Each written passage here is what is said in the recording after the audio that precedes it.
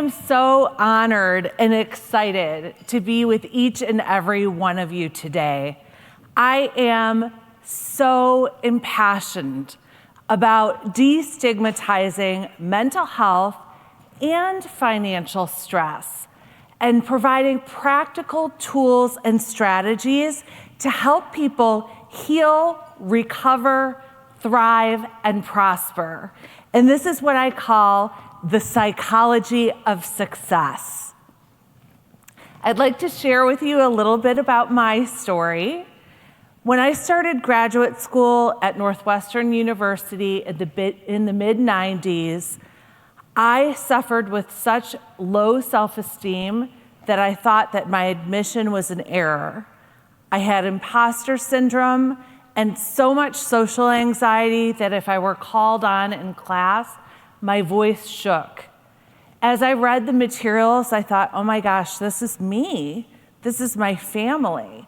And I was really afraid that my professors were going to tell me, you can't be a therapist. You have your own mental health issues.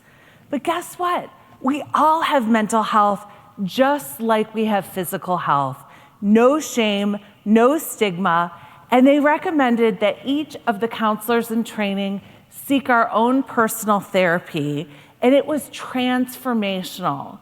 And it's something I've turned to again and again, and I think we all can benefit from that. Quinn mentioned I founded, built, and sold a national outpatient mental health company. I did that because I think we all deserve to have therapy and counseling, and it should be accessible and affordable. So I started an insurance-friendly practice in Chicago with $500 and $50,000 of student loans. I even put a $50,000 lien on my home, and I ended up in cash flow hell. The bigger that my business got, the more money was outstanding in insurance claims, and I was not able to pay my staff or my rent. I had insomnia and panic attacks, money anxiety, and so much shame. And I used tools from my clinical training to turn the ship around. I became super interested in the connection between mental health and financial health and the psychology of money. So I've become an expert in behavioral economics, and I loved to share the mental wealth. This is a staggering statistic from the American Psychological Association. I'd like you to look at this. In 2023, 27% of Americans have so much stress that they are unable to function. The APA adds that 77 of those people, or all people actually, indicate that financial stress and the economy are their greatest concern.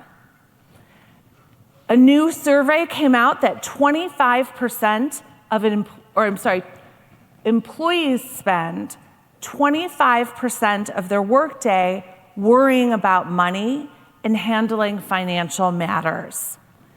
The implications of all of this stress are enormous.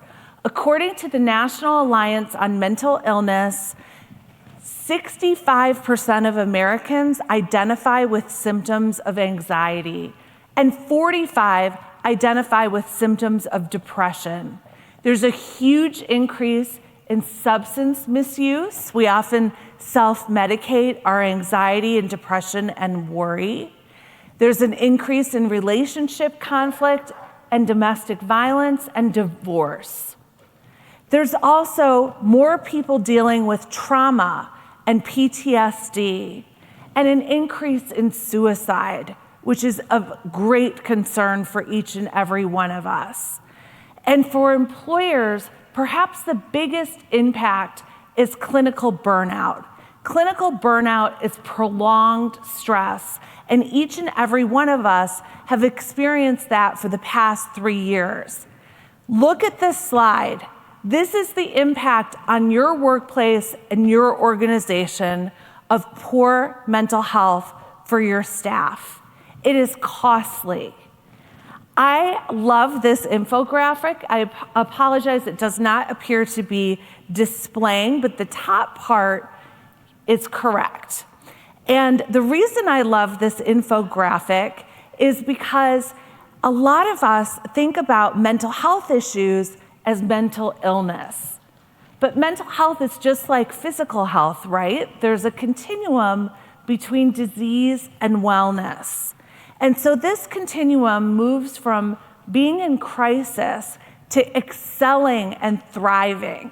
So when we practice tools and share them with our employees, our kids, and our families, we can move out of crisis or struggling or surviving, which, by the way, I speak for 50 or 60 global and national companies per year, and in anonymous polling, most of us are still struggling or surviving. So I have made it my mission. I really believe it's my soul's purpose to provide tools to help people recover. After 25 years of counseling diverse clients, I had the blessing of learning from them and reaping from their wisdom. And I identified 12 universal truths that lead to holistic success and wellness.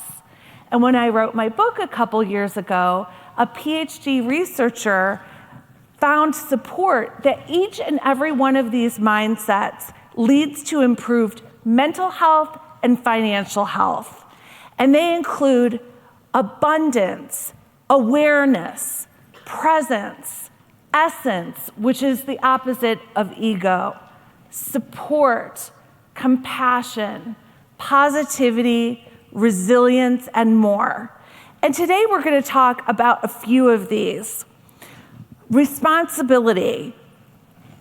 We are each not only the protagonist of our own life story, but we're also the author. So as a therapist, I believe we all need to honor our previous life experiences. We were all dealt a different hand of hardships and blessings, and really wrap ourselves with self-compassion, but we need to take responsibility. I love this quote from Wayne Dyer. I'd like you to look at that. Years ago, I was telling my older sister, Paula, that I loved the work of Wayne Dyer. And she said, you know, Joyce, I think he was my driver's ed teacher. And I was like, no, he was not your driver's ed teacher. He was a world-renowned author, speaker, and philosopher.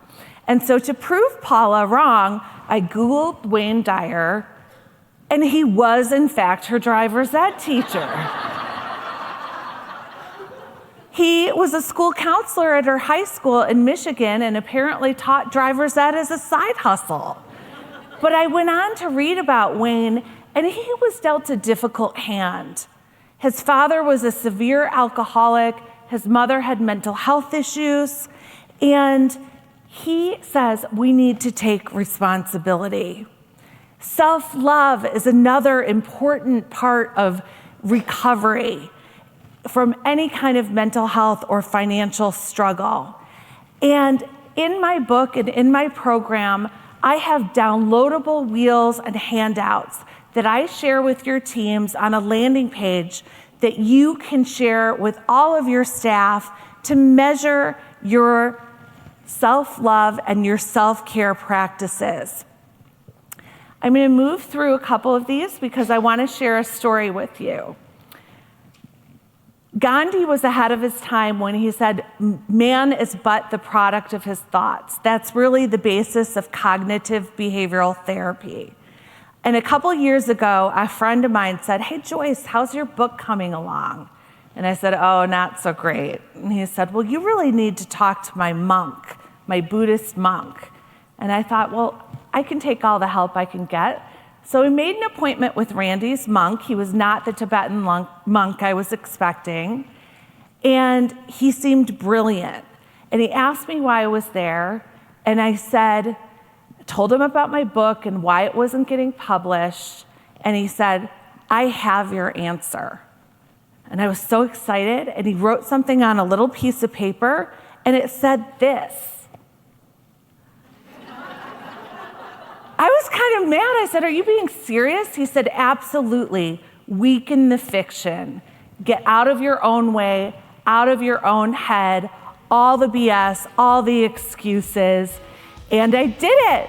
So yay, and that's my hope and intention for you, to weaken the fiction, practice self-care, and improve your mental and financial health. Thank you.